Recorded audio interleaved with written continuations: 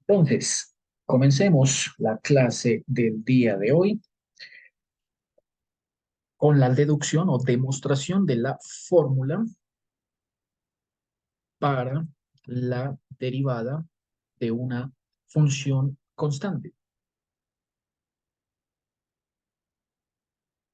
Esta es la que quedó faltando en el video de la clase anterior, así que por esta expresión que nos va a dar cero, vamos a comenzar el día de hoy.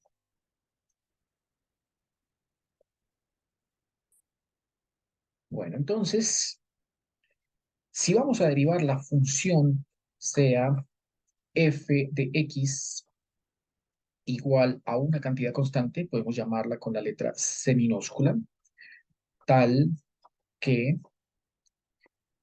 esa cantidad C minúscula es un número cualquiera que pertenece a los reales, ya saben, fracción, entero, positivo, negativo, decimal, el que sea, un número cualquiera.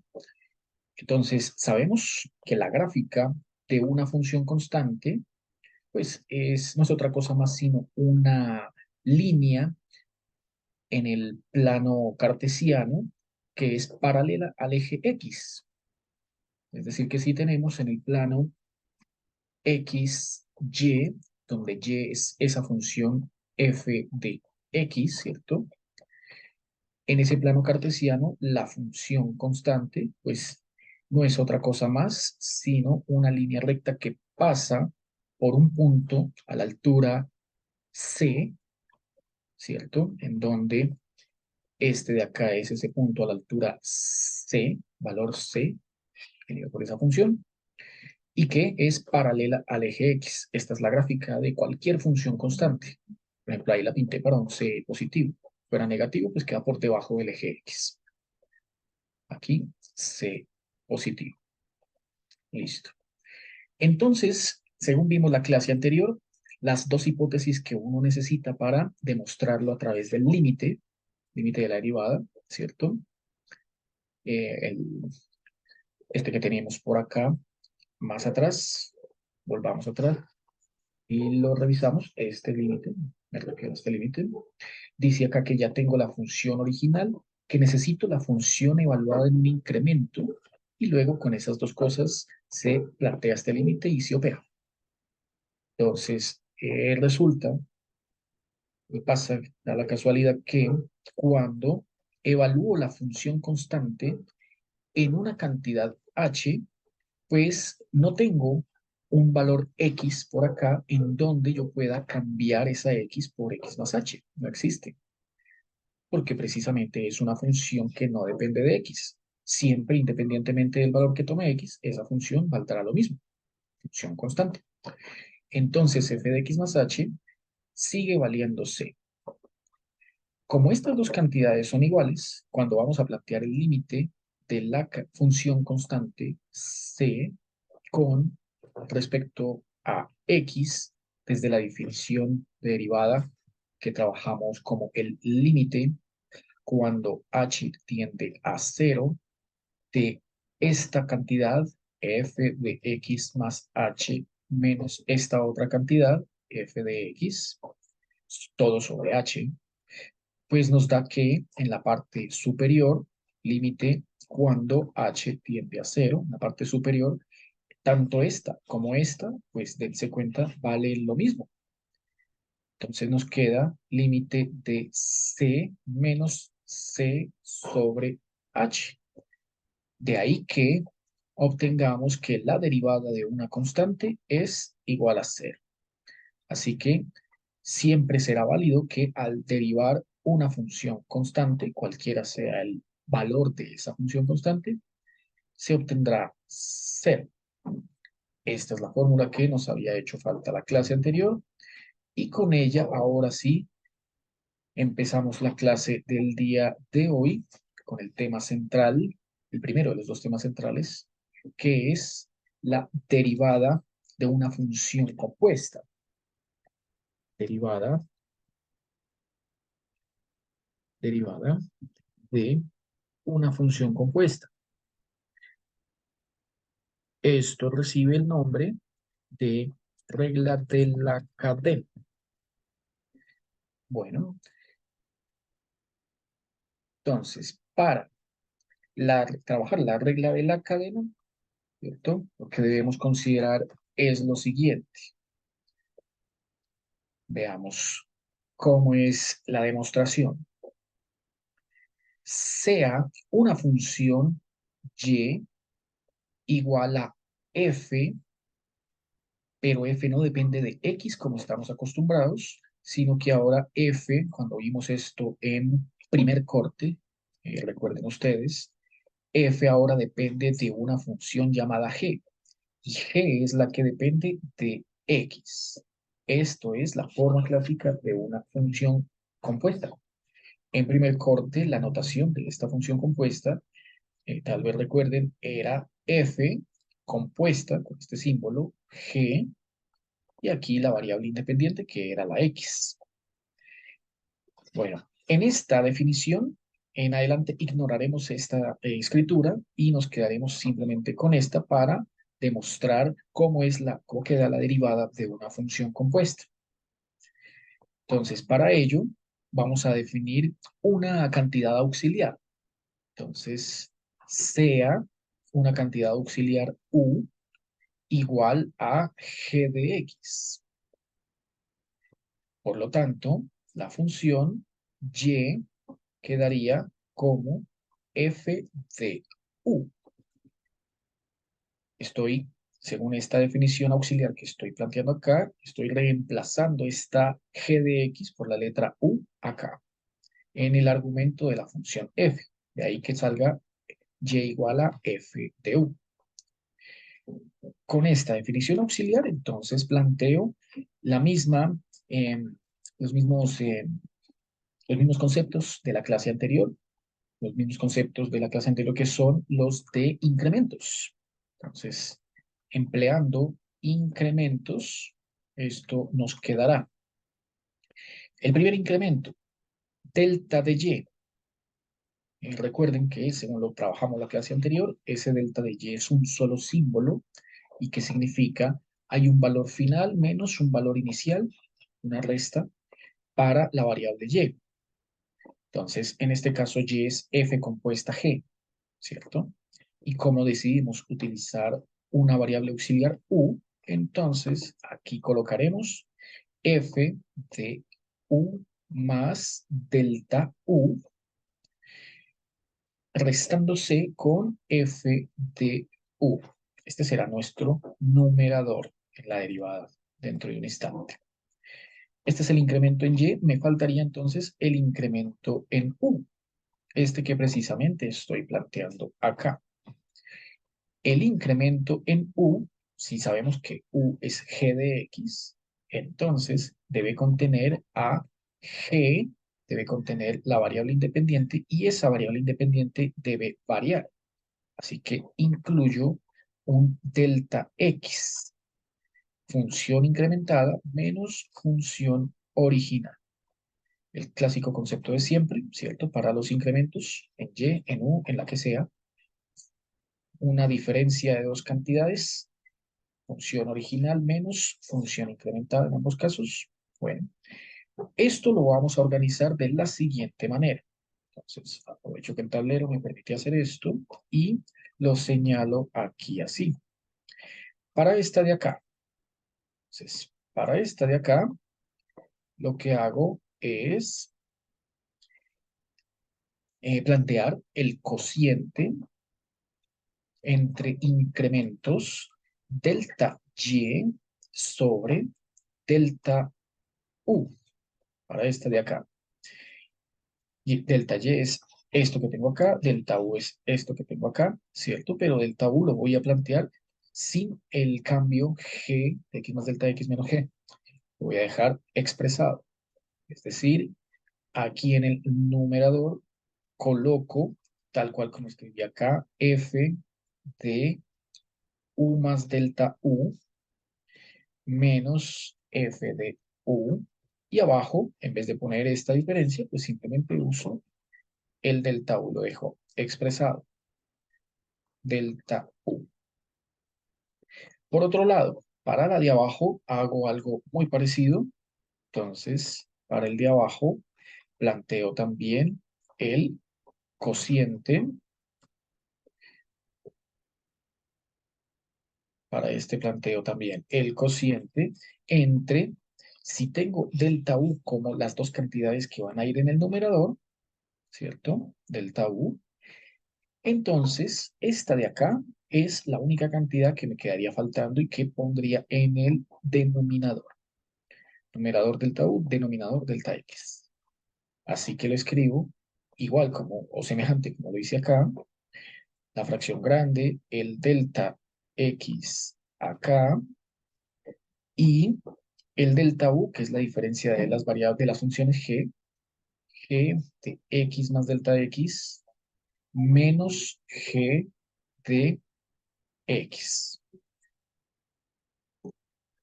Con estas dos expresiones que acabo de plantear acá, lo que voy a utilizar es el producto de esos resultados. Planteo el producto. El producto que voy a plantear es el siguiente. Ahí que se vea, el producto que voy a plantear es el siguiente. Dice delta y sobre delta x. Nótese que no tengo este ni acá ni acá. A lo sumo, tengo delta y por acá y el delta x por acá. Pero hay una variable que es precisamente la auxiliar delta u, que me impide hacer una relación directa y por lo tanto me toca plantearlo como un producto. El primer término de ese producto, delta y sobre delta u, lo multiplico por el segundo término de ese producto, que sería delta u sobre delta x. Haciéndolo de esa manera, ¿cierto? La idea es, sin tener que cancelar, suponer que puedo quitar este delta u, y ahí sí quedaría lo que tengo que calcular, que es delta y sobre delta x. Pero como no es tan fácil, es tan fácil como cancelarlos y listo. Entonces, debo es apoyarme en estos dos planteamientos que acabo de escribir. Ahí es donde los uso. Dice el primero que generó este resultado, así que escribo f de u más delta u menos f de u sobre delta u. Y dice el segundo, que es este de acá, que escriba g de x más delta x menos g de x sobre delta x. Ahí todavía no he hecho uso del límite y pues es el momento de utilizarlo para poder definir la derivada. Entonces, la derivada será planteada de la siguiente forma. Después de escribir ese producto, ahora sí planteo el límite que me define la derivada de la fórmula con la que comenzamos la clase del día de hoy. Dice que la derivada de y con respecto a x es igual al límite cuando delta x, que es el h que usamos antes, cuando delta x tiende a cero de este cociente. El cociente es delta y sobre delta x. Como este cociente es igual al producto entre estos dos, y el producto entre estos dos pues dio esto, entonces debo plantear límite cuando delta x tiende a cero de este producto. El límite de un producto, si nos acordamos, equivale al producto de los límites, cosa que no pasa con las derivadas. La derivada es una fórmula muy diferente. Pero en los límites sí. El límite de un producto, este por este, da el producto de los límites. Entonces, puedo escribir el límite de este, el primero, que es f de u más delta u menos f de u, todo sobre delta u, límite del primero, por el límite del segundo. Límite del segundo será límite cuando delta x tiende a 0 de g de x más delta x menos g de x, todo esto sobre delta x. De estas dos expresiones, esta es muy parecida a la definición del límite, pero no coinciden, como podemos ver acá, no coinciden este delta x y este delta u. Al ser cantidades diferentes, entonces no lo puedo definir como la derivada de f respecto a x o respecto a u. Tendría esa imprecisión. En cambio acá sí. Este delta x que tiende a 0 sí es este mismo y sí es este mismo. Al ser estas tres cantidades iguales, que antes lo habíamos usado como h, ¿cierto? Entonces, este de acá sí se puede definir como, solo este de acá, el otro no. Este de acá sí se puede definir como la derivada de la función g de x, ¿cierto? Con respecto a x. Por lo tanto, nos queda pendiente trabajar esta expresión a ver a qué nos conduce. Entonces, bajamos otro poquito más, hasta ahí, que se vea, y procedemos. Tendríamos, vuelvo a escribir, de y de x, que es el resultado principal que estoy buscando, ¿cierto? Escribiré esto de acá bajo lo que llevo, ¿cierto? El criterio que llevo por ahora es límite cuando delta x tiende a 0 de f de u más delta u menos f de u todo sobre delta u. Si pudiese hacer lo mismo que hice acá, de que este y este fueran iguales, listo, ya sale, ¿cierto? Porque se define una derivada.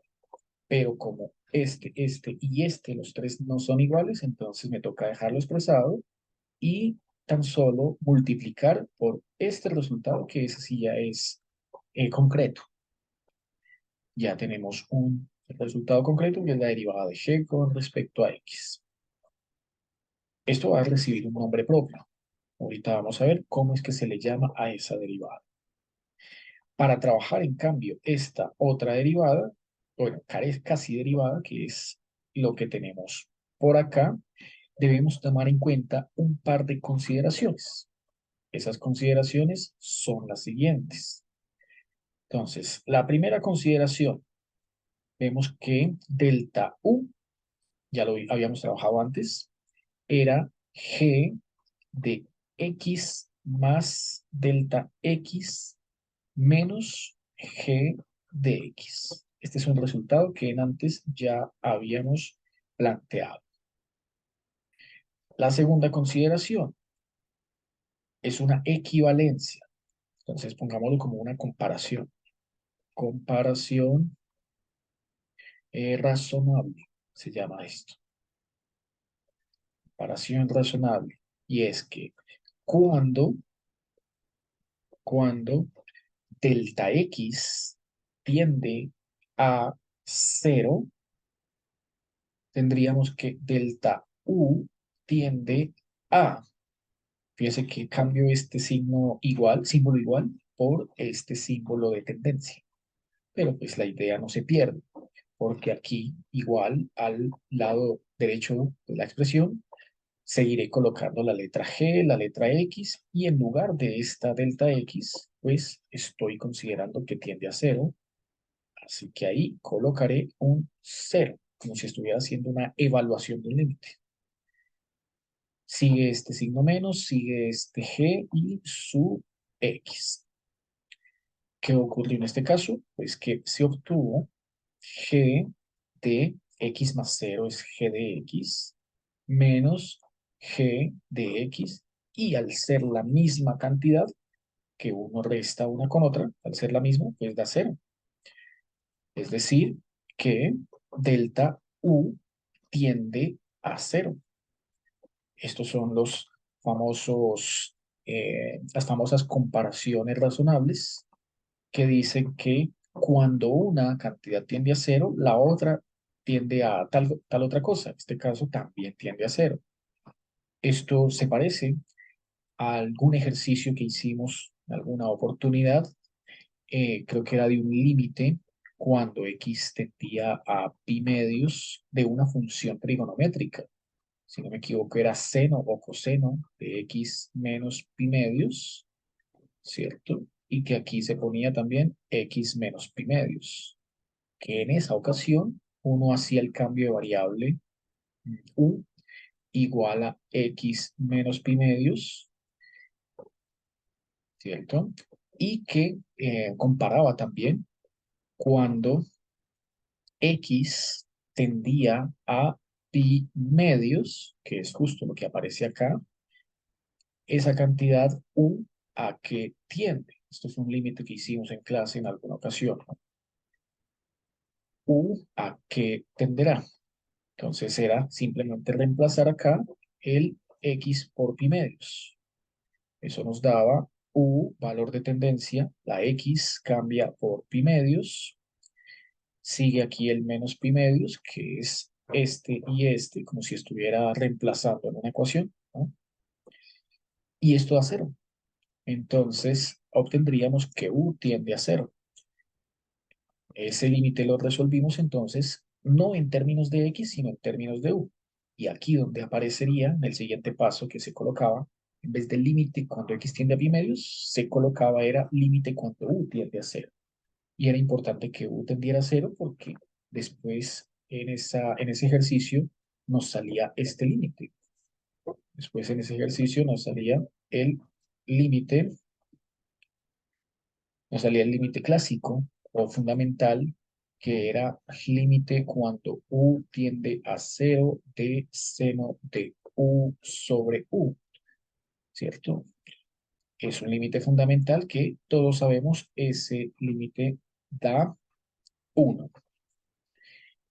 Y gracias a que se conocía este límite fundamental y gracias también a que desde un principio hicimos este planteamiento con cambio de variable y que proporcionaba este nuevo valor de tendencia, el de acá de la derecha, bueno, se resolvía ese límite en esa oportunidad.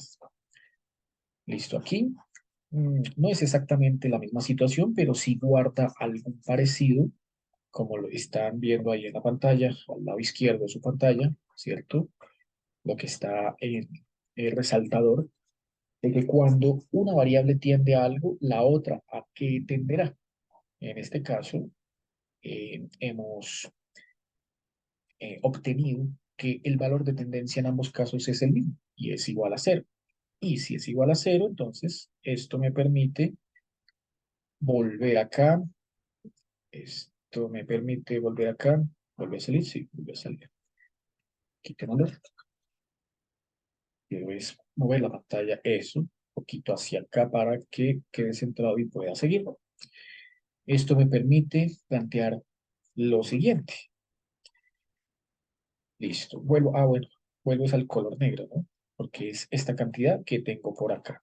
Entonces, señalo acá, vuelvo y señalo acá como para eh, sugerir o indicar que estoy retomando el paso en donde quedé, color negro, y digo, la derivada de la función y, que es compuesta, con respecto a x, la tendría que cambiar de la siguiente manera. Entonces, dice límite cuando delta x tiende a cero. Ese delta x tiende a cero, pues todo lo que se hizo acá y la explicación del límite del ejemplo de esa ocasión, tiene como propósito hacer el cambio de este delta x tiende a cero por este delta u tiende a cero. Todo eso se hizo con esa intención. Si hago el cambio, delta u tiende a cero, en lugar del delta x tiende a cero, ahora sí tendría yo la fortuna de que todas estas cantidades tienen la coincidencia en en un mismo valor, que es el delta u, ¿cierto? Ese era el problema que no podía yo hacer acá, porque como ven, pues hay un delta x y hay dos valores delta u. Pero acá, esto que estoy escribiendo sí tiene los tres valores, las tres cantidades con delta U. Este, este y este. Esto me permite plantear una nueva derivada. Pues acabamos de escribir lo que me hace falta, que es esto, ¿cierto? Como les dije hace un instante, esto tiene nombre propio, ya vamos a ver cuál es. TG de X con respecto a X. Y esta prueba concluye mencionando lo siguiente. Veamos, entonces señalemos con este color, puede ser, ¿cierto? Esta expresión que tenemos acá no es otra cosa más sino la definición de la derivada f, pero con f dependiendo de u, ¿cierto? F de u con respecto a u. Así que se concluye, lo que obtuvimos es el producto de derivadas de f que se deriva con respecto a u y g que se deriva con respecto a x. Entonces, ahora sí, ya es hora de darle nombre a esto. Esta expresión de acá, la segunda, se llama derivada interna. A esta también se le puede dar nombre derivada externa, pero casi no se usa. Esta es la más importante porque sugiere que la derivada de una función compuesta no es únicamente un resultado, sino que es un producto de resultados, en donde hay que tomar en cuenta la función que está más hacia el fondo o más hacia adentro. De ahí su nombre, derivada interna. Entonces, escribámoslo aquí en forma un poco más resumida, ¿cierto? Para señalarla como una de las fórmulas o ecuaciones que en adelante seguiremos siempre utilizando. Pues el propósito, ¿no?, de hacer estas demostraciones en cálculo diferencial o integral, ¿cierto? Es que después de hecha la demostración, no sea necesario volver a efectuar todos los pasos desde la definición del límite, sino utilizar el resultado final como si fuera una fórmula, donde después uno va a reemplazar para obtener lo que necesite. Esta es entonces la fórmula para la derivada de una función compuesta o también llamada regla de la cadena. Veamos cómo entonces se utiliza esa regla de la cadena con algunos ejemplos. Un par de ejemplos. Entonces, el primer ejemplo que voy a trabajar haciendo uso de la regla de la cadena es el siguiente. Veamos. ¿Dónde puedo mover esto? Acá. Movemos esto un poquito por acá y escribamos la siguiente situación. Ejemplo número 1 para la clase del día de hoy. Derivar la función f de x igual a... Aquí varios ejemplos. Escojamos uno. Este puede ser. F de x igual a ax más b a la 1/3. Vamos a derivar esa función. Ax más b a la 1/3. Entonces, vamos a derivarla utilizando la regla de la cadena, ¿cierto? Y también utilizando esa función auxiliar u que utilizamos para que nos pudiera conducir a esta fórmula general. Solución. Bueno, ¿cómo derivar esta función? Como vemos, esta función sí depende de x, pero aquí esta función que está al interior de la raíz cúbica, ¿cierto? Es una función lineal, es decir, es una función compuesta. Entonces, uno comienza planteando lo siguiente. Sea esa función f que me dieron una función compuesta de la forma f de g de x. O sea, ax más b a la un tercio es una función compuesta. La pregunta ahí sería, ¿quién entonces hace las veces de g de x? Entonces, g, g podemos llamarlo u, ¿cierto? O bueno, para no involucrar más variables, pues simplemente dejémosla como g. Entonces, donde g de x es ax más b. Este g es el mismo u que utilizábamos en la demostración. Ax más b. Significa esto que yo puedo escribir la función como, significa esto que yo puedo escribir la función como f de u, f de u o f de g, ¿cierto? Lo mismo. Igual a g a la un tercio.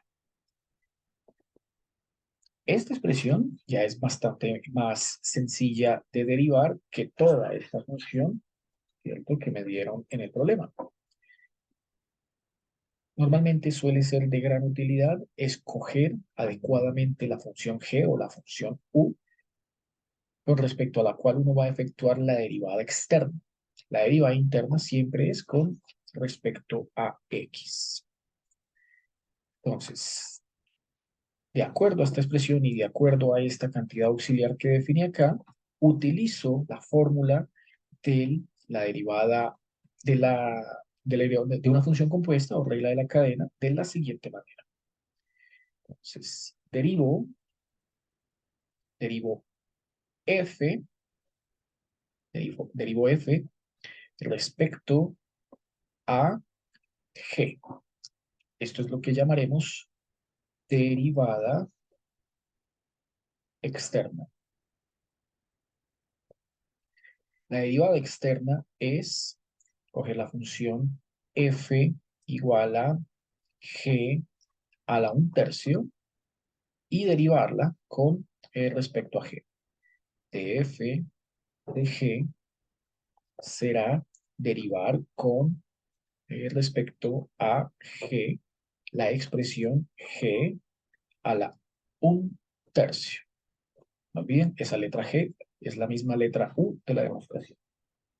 Derivada externa. Entonces, esta derivada, ¿cuánto da? Campo hacia la derecha y utilicemos la fórmula que hace un instante habíamos dicho, decía derivada de x a la n con respecto a x era igual a nx a la n menos 1. En este caso no es letra X, sino letra G, y N vale un tercio. Entonces utilizo esta fórmula que está en color verde, bajando la potencia es N vale un tercio. ¿Listo? La bajo aquí, la paso al frente. Luego dejo la base aquí está escrito con letra X, aquí la base es letra G, y esa potencia hay que restarla en 1. Entonces un tercio es un tercio menos 1. Por lo tanto, esto dio un tercio G. Si a una tercera parte le quito una unidad, esto me da menos 2 terceras partes. Como vemos, un tercio menos 1 es lo mismo que un tercio menos, convierto este 1 en 3 tercios. Esto se convierte en una suma homogénea, así que queda el 3 de abajo escrito una vez, el sigma acá, el 1 acá, el 3 acá, 1 menos 3 menos 2 tercios. Limpio esto y ya tendría la derivada externa. La que sigue entonces es la derivada interna. Entonces la derivada interna dice lo siguiente. Derive la función g con respecto a x. Entonces la función g es esta que tengo acá, esa función lineal. La escribo. G, que depende de x, es ax más b. Es una función lineal cualquiera para un valor real a, un valor real b. Bien, pudieron haberme dado menos 2x más 1 o 3x menos 6, cualquiera, ¿no? Es una función lineal. A vale algún valor, b vale algún valor. Derivo esta función lineal con respecto a x. Dice acá, ¿no? Esto es lo que se llama la derivada interna. Entonces voy aquí al frente y digo derivar g con respecto a x es lo mismo que derivar con respecto a x más b. Por lo tanto, aquí aplico la fórmula para la derivada de una suma, y la derivada de una suma es la suma de las derivadas. Entonces sería derivar el término ax con respecto a x más derivar el término b con respecto a x. Bien, en este caso, entonces, para este tendría que aplicar la derivada de un producto, ¿cierto? Veamos. Este tiene una situación particular que les voy a mostrar a continuación, pero primero lo voy a hacer completo para que sepan de dónde sale este resultado. Entonces, voy a señalar lo siguiente, aquí así, para esta, acá, listo, para esta, ahí, solo para esta. Entonces, solo para esta, la primera, tendría derivada de un producto, ¿no? Derivada del producto AX con respecto a X es, según la fórmula que trabajamos antes, derivada del primero, que es A con respecto a X, por el segundo sin derivar, más el primero sin derivar por la derivada del segundo con respecto a x. Está la misma fórmula que escribí hace un instante, pero no con notación primada, sino completa, con la notación de Newton. Recuerden, la notación y primada es de Leibniz y la notación de y de x es notación de Newton. Uno las puede usar indistintamente según cómo se acomode a la situación o la necesidad, ¿no? Bueno, esta fórmula, es un producto, ¿no? Yo estoy aquí poniéndole debajo como si quisiera efectuar un cociente, ¿no? Es un producto. Entonces no necesita nada más. Deriva el primero por el segundo sin derivar, más el primero por la derivada del segundo. ¿Listo? Lo que debo hacer es poner el igual acá, más bien. Y plantear qué resultados obtengo. Entonces, empecemos con esta. Esta de acá es la derivada de una constante. Y la derivada de una constante, como vimos al comienzo de la clase, es igual a 0. Por lo tanto, esta de acá nos da 0. Esta la trabajamos en la clase anterior. Y también se puede trabajar con la fórmula que hace un instante tenía por aquí más arriba escrito. Podemos incluso, ahí está, y ahí se ve. Podemos incluso utilizarla para comprobar lo siguiente. Utilicemos esta fórmula en el caso de que n valga 1, como se ve acá, ¿no? No está escrito la potencia 1, pero se asume que es igual a 1. Ahora el caso n igual a 1 sería derivada de x a la 1 sobre, con respecto a x, es 1 por x a la 1 menos 1, o sea, 1 por x a la 0. Y como vimos en el video de la clase anterior, el que está grabado, x a la 0 o todo número a la 0 es igual a 1. Entonces, si todo número elevado a la 0 es igual a 1, lo que nos queda es el producto 1 por 1, y 1 por 1 es 1. Se concluye entonces que la derivada de x con respecto a x siempre va a ser igual a 1. En conclusión, esta derivada de este producto dio 0x más a por 1. 0x más a1. O sea, a dio a. En general, entonces la saqué aparte para generalizarla de la siguiente manera. En general,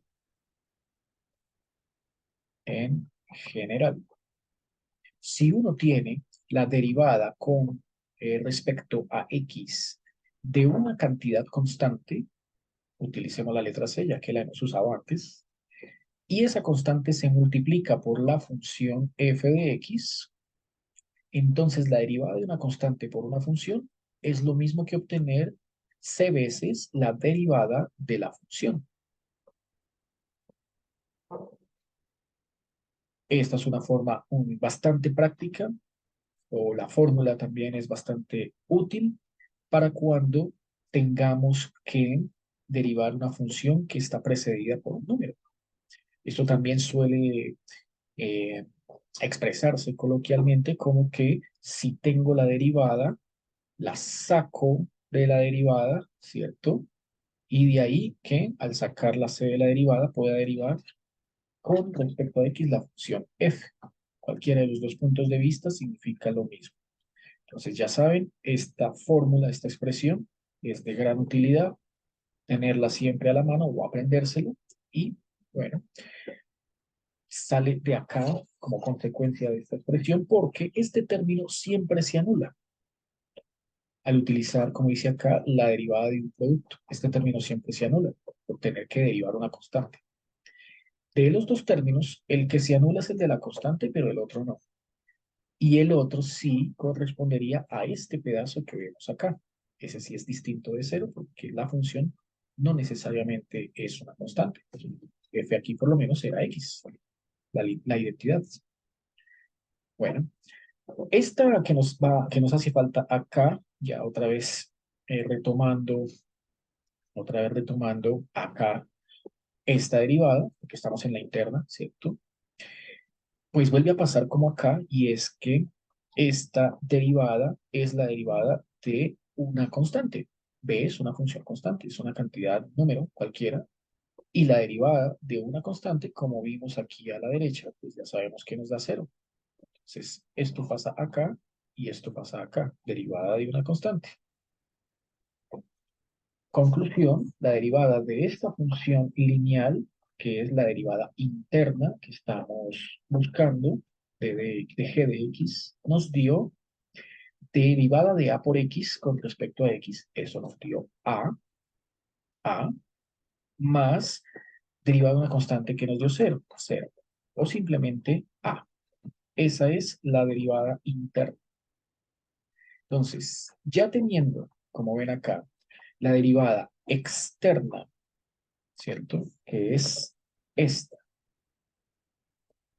Y teniendo la derivada interna, que es esto, según la fórmula que hace un instante demostramos, esta que está aquí en el cuadrado de color fucsia, la regla de la cadena plantea que solo hay que multiplicarlas para obtener la derivada de la función compuesta original. Entonces, por regla de la cadena, tendremos que la derivada de la función f con respecto a x es igual al producto entre la derivada de la función f con respecto a g por la derivada de la función g con respecto a x. Vuelve a pasar como hace un instante que uno puede imaginariamente quitar de encima este y este para que queden el de f y el de x, que es lo que siempre tiene que dar. Pero pues ya sabemos que esta, entre comillas, cancelación no se puede hacer así, sino que toca efectuar esto un cálculo aparte, esto un cálculo aparte y los resultados multiplican. Esta de acá es la externa, ¿cierto? Entonces, esta de acá es la externa. La que le sigue, esta de acá, es la interna, ¿cierto? Y sus resultados fueron. Entonces vamos acá y miramos. La externa. La externa dio un tercio de g a la menos dos tercios. Entonces ponemos un tercio de g a la menos dos tercios. Por la interna está marcada acá y nos dio a. La interna nos dio a. Entonces, esto se organiza porque pues esto es una constante y este un tercio también lo es. Las constantes siempre van al frente.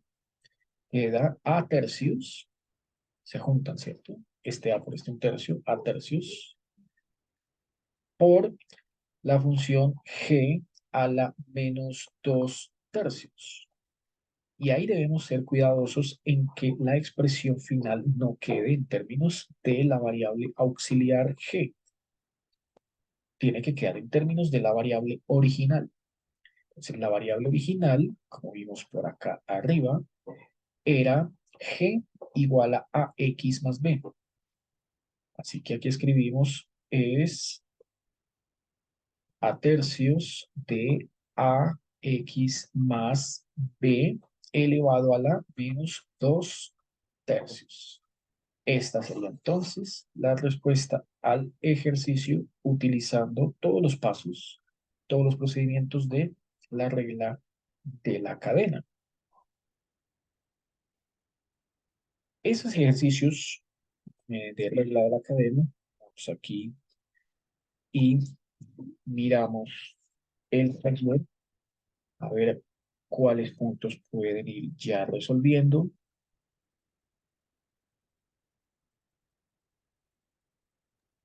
Profe, yo tengo una duda con una función que está ahí como en el punto 3, creo que dice que aplicar ley de cocientes, que es Veamos. una exponencial sobre una trigonométrica. Taller tercer corte A. Ay, ya.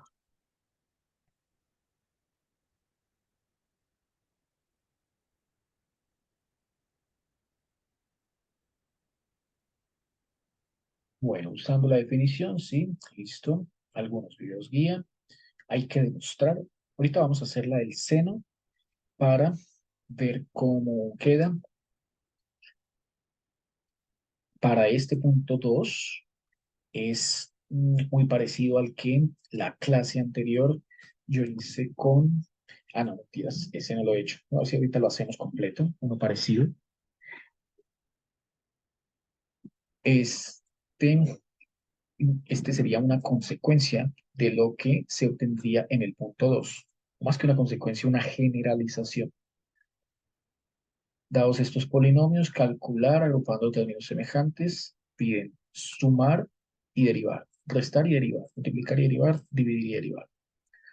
Usando la fórmula para la derivada de un producto. La derivada del producto que fue la que hicimos hace un instante, ¿no? Derivada de f por g. Entonces, esto es un producto, este es un producto, este es un producto. Listo. Pero toca primero mirar a ver cuánto da la derivada del Euler y del seno y del coseno. Hay que tenerlas. Esta es la que me dice Salamanca, ¿cierto? Para la derivada de un cociente. Derivar Sí, sí, el segundo punto ese, el 9.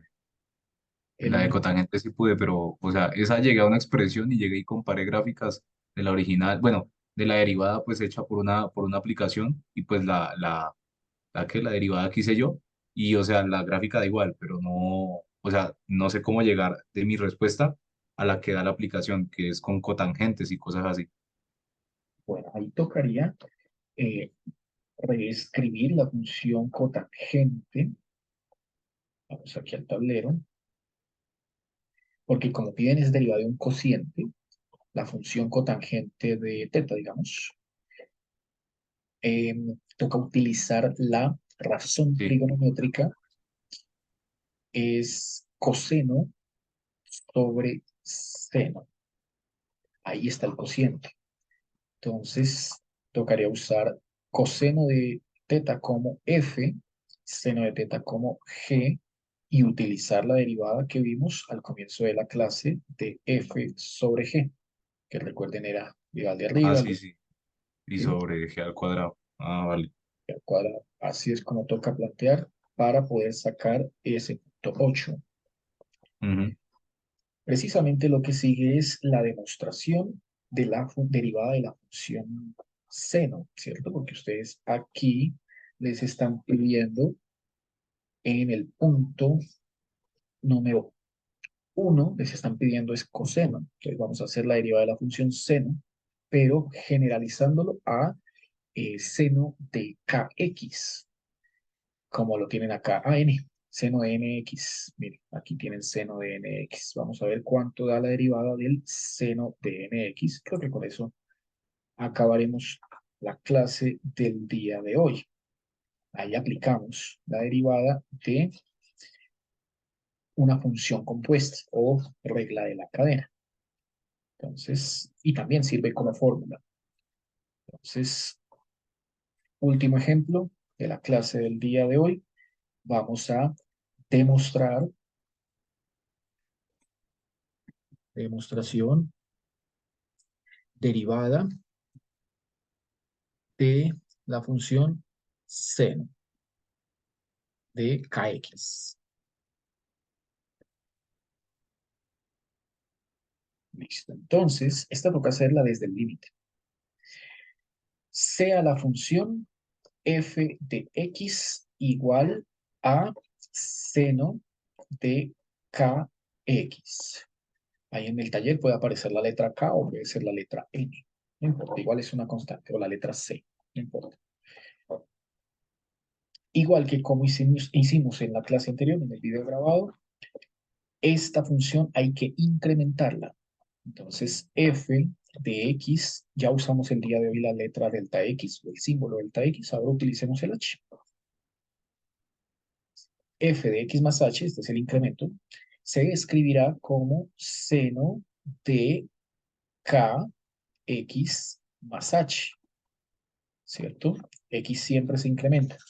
Entonces, habiendo planteado ese incremento, listo, comenzamos a hacer lo siguiente. La derivada de la función f, o sea, de seno, con respecto a x, tiene que obtenerse desde el límite cuando h tiende a cero de esta diferencia de valores, el incrementado seno de kx más h menos la función original o sin incrementar, ¿cierto? Seno de kx sobre h. Listo. Esto nos tiene que dar como resultado final coseno. La derivada del seno es coseno, pero hay una derivada interna, porque esta no es la función solamente x, es la función lineal kx. Entonces, ¿cómo quedará por derivada de una función compuesta? La derivada del seno de x, es lo que nos preguntan acá. Bueno, entonces, para llevar a cabo esta demostración, ¿cierto? Lo primero que toca hacer, y esto alguna vez lo hicimos en clase, en el salón pequeño, no sé, creo que es el de los martes, que teníamos clase los martes, se utilizaba esta identidad que no estoy seguro si aparece en la hoja que les alcancé a dar de límites trigonométricos, pero la vamos a escribir otra vez, y decía que si tengo el seno de una función donde se suman dos ángulos o dos argumentos, o sea, seno para la suma de dos ángulos, llámelo alfa y llámelo beta. El seno para la suma de dos ángulos era seno del primero por coseno del segundo más seno del segundo por coseno del primero. Bueno, esta identidad la vamos a utilizar acá, pero aplicándola a este argumento. En este argumento, como vemos, k está factorizado.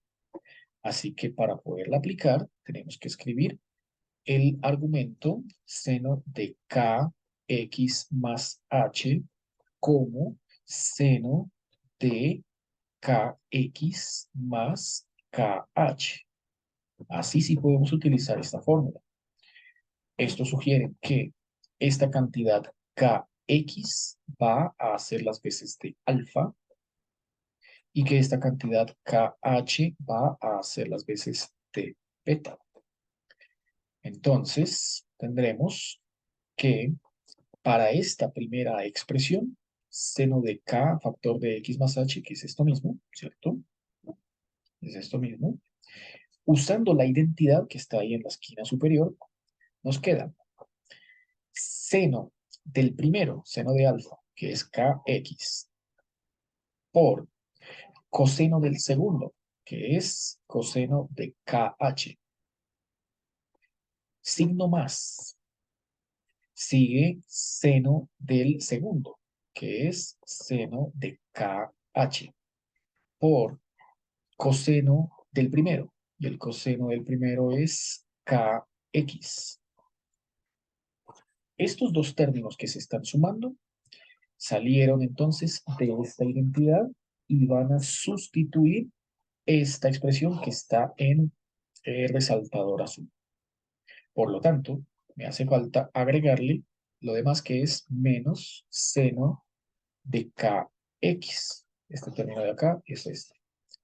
Ahí se agrega y todo entonces va a ir encima de h. Escribimos ahí la h. Listo. Luego de eso, lo que sigue entonces es agrupar términos semejantes y separar el límite. Entonces vamos a ver cuáles hay que agrupar y cómo separar el límite, que tiene que hacerse de una manera específica para que todo cuadre, todo encaje bien. Bueno, lo que notamos acá, según los tres términos que están ahí en el numerador, es lo siguiente. Nótese que esta cantidad seno de kx y esta cantidad seno de kx son las únicas que se pueden factorizar de todo lo que está acá. Que si bien esta tiene coseno y esta también, este es kh y este es kx. No se puede, ¿cierto? Y este seno que está acá no tiene el mismo argumento que estos dos, porque su argumento es kh, tiene que ser exactamente igual. Los únicos que son iguales son el primero y el último. Por lo tanto, escribo límite cuando h tiende a 0 de ese seno de kx, factor común de lo que sobró. Pues para esta, como este primer término está conformado por dos términos, un producto de dos funciones, y estoy factorizando esa seno de kx, ¿cierto? Lo puse allá afuera una vez. Lo que sobró sería coseno de kh para el primero, por este de acá. Falta este signo menos, y si aquí saqué la función seno, su lugar lo ocupa un 1. Entonces pongo coseno de kh menos 1. Ahí ya factoricé. Entonces el primer término y el tercer término los factoricé aquí así, y el del medio, pues no tiene cómo factorizarse, se deja igual. El del medio sería más seno de kh coseno de kx. Todo esto va encima de h.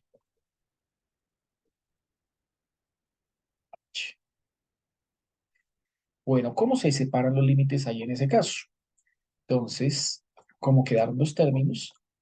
La intuición dice que separe el límite de esa suma como la suma de los siguientes dos límites. El primero será seno de kx factor coseno kh menos 1. Todo esto sobre h, obviamente, porque pues estoy convirtiendo una fracción que es homogénea en una suma de fracciones homogéneas. El otro límite entonces será, de nuevo escribo el símbolo, límite cuando h tiende a cero.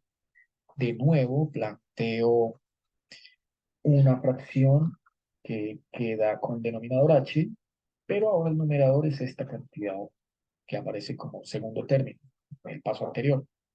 Seno de KH coseno de KX.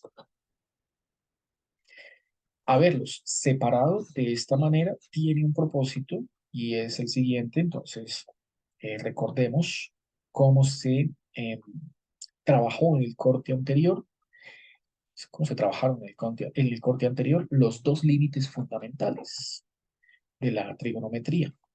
Entonces, límites trigonométricos fundamentales son dos. El primero de ellos decía que si uno tiene límite cuando h tiende a cero de uno menos coseno de cualquier ángulo, teta, sobre, pero ese ángulo tiene que llevar al h, ¿no? Entonces, hagamos que coincidan las cantidades, hagámoslas que coincidan. Entonces, ángulo teta acá, ángulo teta por acá, listo, y ángulo teta por acá. Eso. Este límite es el límite fundamental. Acordémonos, en el corte anterior nos daba cero, por un lado. Y por otro lado, el que vimos hace un instante, y es que el límite cuando teta tiende a cero de la función seno de teta sobre teta, ese da 1. Bueno, vamos a ver si en este procedimiento que aquí llevamos sale 1, salen los dos, o ninguno. Veamos. Este primer límite, entonces, tenemos que partirlo como el producto de los límites, ¿cierto? Límite de un producto igual al producto de los límites. Entonces, para ello, lo que hacemos es límite cuando h tiende a cero de seno de kx por límite cuando h tiende a cero de coseno de kh menos 1 sobre h. Este es esto mismo, lo abrí como el producto de los límites. Límite de un producto igual al producto de los límites. Ya saben que en derivadas eso no sucede. En límites sí. Más, entonces este más es este mismo, más. Aquí hago igual, el límite de este producto lo parto como el producto de los límites. Entonces será límite cuando h tiende a cero de seno de kh sobre h por límite cuando h tiende a cero de coseno de kh. Apenas, ¿no? Entonces, estos dos ya saben, salieron de acá. Bueno, empecemos a revisar a ver qué encontramos. Este límite de acá, por ejemplo, ¿cierto? Este límite de acá, este, es casi este límite que tengo acá. Casi, ¿no? La única falla estaría aquí en esta letra K, que no la tiene, ¿cierto? Hace falta esa letra K. Para que quede esa letra K, tendría yo que hacerle un ajuste algebraico como el que alguna vez hicimos, también un viernes, en el Salón Grande, cuando se trabajaron precisamente límites trigonométricos en clase. El ajuste era este. Entonces, voy a quitar aquí un poquito esto, eso, que me abra espacio. Aquí seguirá estando el signo más y dejé este espacio intencionalmente para colocarle el ajuste. El ajuste es esta letra K. Esa letra K que estoy multiplicando y dividiendo es como si estuviera tomando toda esta cantidad en azul y la estuviera multiplicando por un 1 adecuadamente fabricado. El 1 que fabriqué es K sobre K.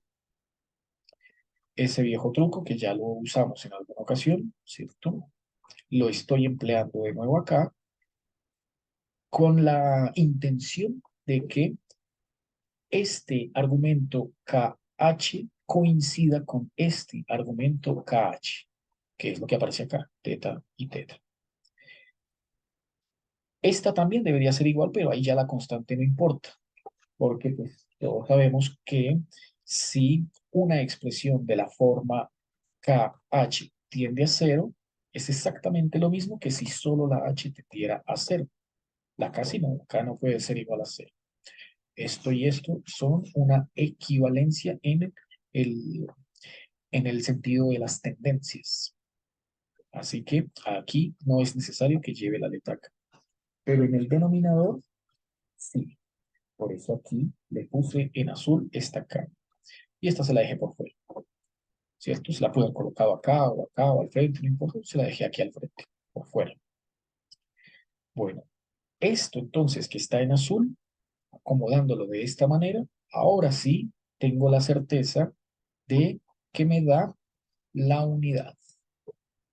Tengo la certeza de que este límite vale 1.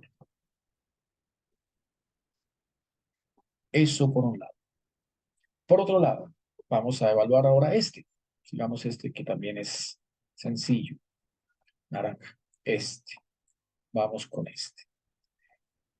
Este límite simplemente consiste en el valor de tendencia H, que es 0, evaluarlo acá. Entonces veamos a ver cuánto nos da este límite que tenemos por acá.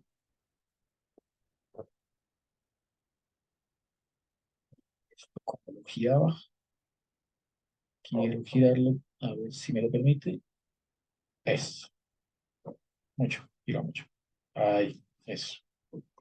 Entonces, este límite de acá me da, cuando h tiende a cero, pues, bueno, no se le escribe el símbolo del límite, sino que se evalúa como coseno de k por cero.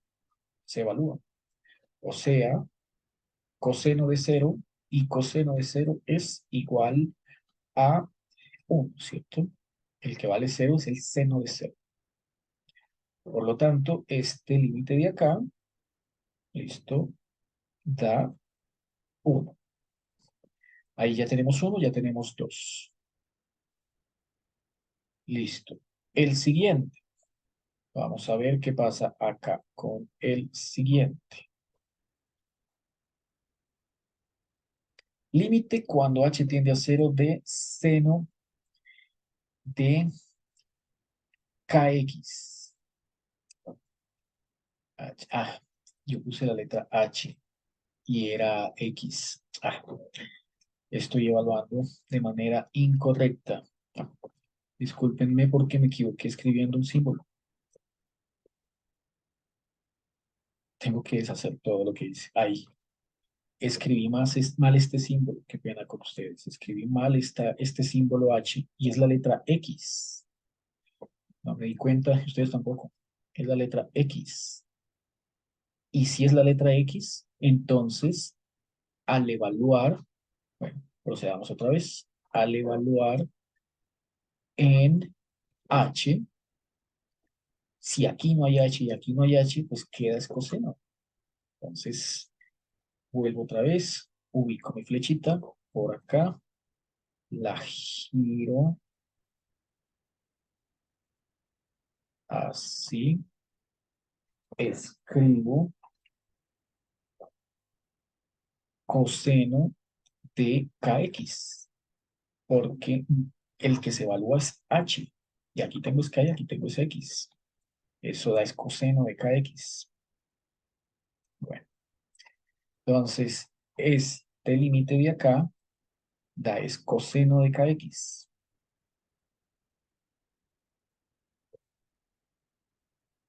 Digamos, ya evalué uno, ya evalué dos, aquí quedó la k por fuera. Dejemos este de últimos y sigamos con este. Entonces vamos con este, que pasa algo parecido. Y es que el límite tiende con h, tiende a cero, pero el argumento del seno es k y es letra x. No hay cómo evaluar, no hay cómo evaluar la h. Entonces otra vez, la flechita por acá, démosle vuelta, así, y escribimos que esto queda seno de kx. Este límite entonces da seno de kx. Seno kx. Ahí va uno, van dos, van tres, falta este. Este es el principal. Por eso lo dejé de últimas. Bueno, entonces, vamos ahora a evaluar este último límite. El que tiene coseno de x h menos de k. No x sino k. La letra k. kh menos 1. Bueno, ese se parece a este límite fundamental que tengo acá, pero no está exactamente igual, ¿no? Y hay que acomodarlo para que quede exactamente igual. De otra manera no se podría. Entonces, señalemos este último límite. Aquí otra vez con la flecha. Démosle giro y trabajemos en este espacio en blanco el último resultado que nos hace falta. Eso, ahí, se nota el límite. A esto quiero llegar. Bueno, entonces, ¿qué encontramos? Encontramos que el coseno está restándose con el 1 y tiene que ser al contrario, el 1 tiene que restarse con el coseno. Este truco lo vimos en clase en alguna ocasión y decía lo siguiente: saque el signo menos del límite y al sacar el signo menos del límite cuando h tiende a cero, cambian de posición el 1 y el coseno de kh sobre h. Ahí ya quedó casi listo, excepto porque esta letra h pasó igual que acá, tiene que llevar su letra k y no la tiene. Entonces, apliquémosle el mismo truco que hicimos ahí con el límite de color azul, el del seno, multiplicando y dividiendo por esa cantidad k. Multiplico y divido por k. Ahí ya queda todo listo. Aquí no hay problema con que tenga solo la h. Quedó entonces, esto quedó entonces de la siguiente manera. Ese límite quedó entonces como menos 1 por k, menos k, menos k. Menos k veces el límite cuando h tiende a cero. De 1 menos coseno de kh, coseno de kh, sobre kh. Y como ahora sí tomo exactamente esta forma, entonces tenemos la certeza de que ese límite vale cero. Entonces, todo este límite nos da cero. Y tenemos los cuatro resultados. Entonces, en conclusión, ahora sí organizamos todo eso que llevamos ahí, aquí abajo. En conclusión, bueno, todo tuvo como punto de partida la derivada de f con respecto a x. Y f era seno, seno de kx. Entonces, en conclusión, la derivada de seno de kx con respecto a x dio, veamos, el primer valor, ¿cierto? El primer valor de lo que habíamos obtenido hace un instante. El primer valor, lo de naranja, seno de kx. Ponemos seno de kx. Fue lo primero que nos dio. Por lo segundo, todo este límite me dio menos k por cero, o sea, cero. El segundo término me dio cero. Más, sigamos por acá, el que está en azul. Ahí quedó la letra k por fuera y ese límite dio 1. Entonces, k por 1. Vamos acá y escribimos k por 1. Y el último término, el último límite que se evaluó, dio coseno de kx. Entonces escribe acá coseno de kx. Listo. Como esto, que es seno de kx, se multiplica por cero, entonces este producto pues da cero, todo número multiplicado por cero da cero, y como esto es k1 por coseno de kx, entonces todo esto simplemente queda k coseno de kx. La conclusión dice entonces que la derivada de la función seno de kx es igual a k coseno de kx. Bueno, ingenieros, con esto entonces hemos terminado la clase del día de hoy, ¿cierto?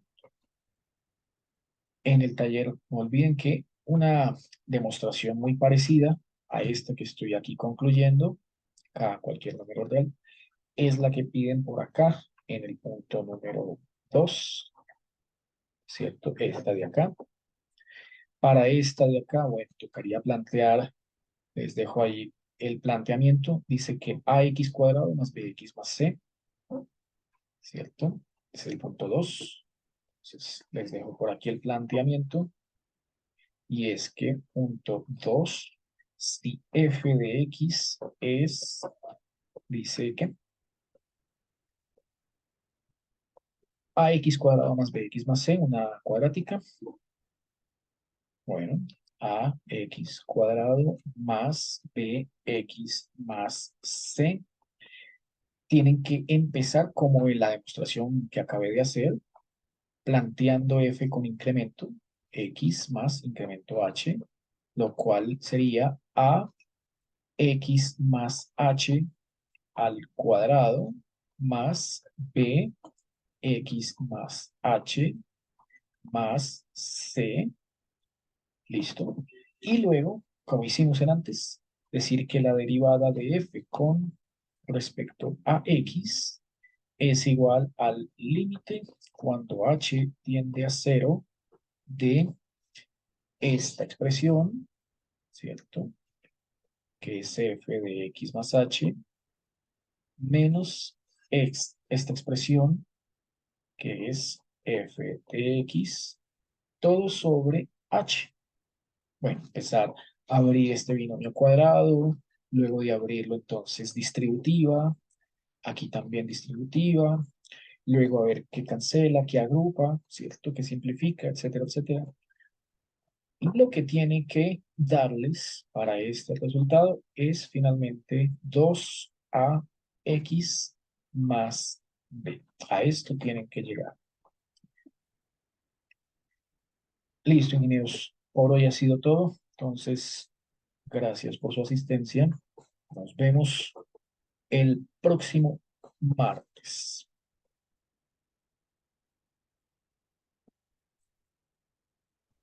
Chao, profe. Gracias, profe. Saludos. Gracias, profe, hasta luego.